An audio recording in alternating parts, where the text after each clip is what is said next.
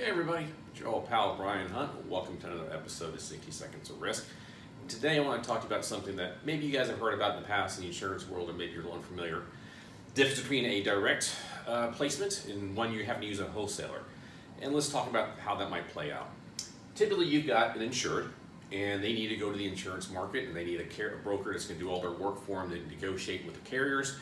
And you hire a broker, and broker has all the contacts, and as a result goes to the carrier to make a placement. And we're talking the big carriers you might think about, like a Arch, a Chubb, a Allianz, a CNA, all these large names that you see advertising, especially like on the PGA Tour, and they're the big multinational groups that provide a lot of coverage.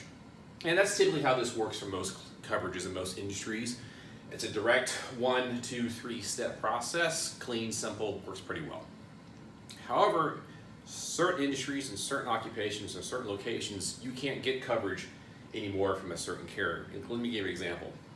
In the current marketplace, if you're building stick frame apartments, and let's say you're doing it on the Gulf Coast, that can be pretty tough.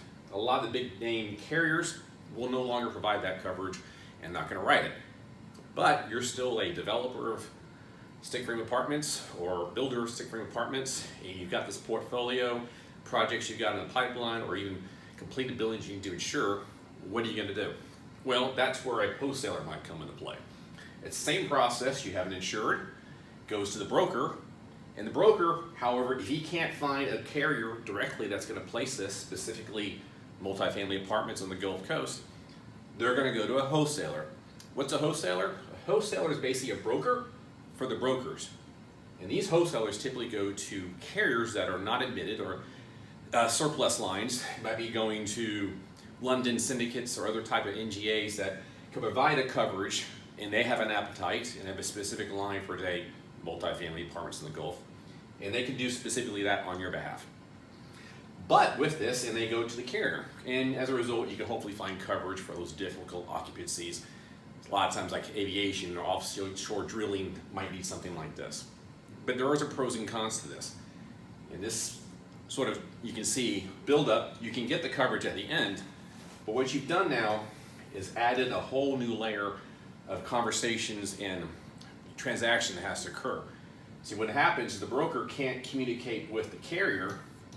Down here, that's not allowed due to the rules. The broker has to go through the wholesaler.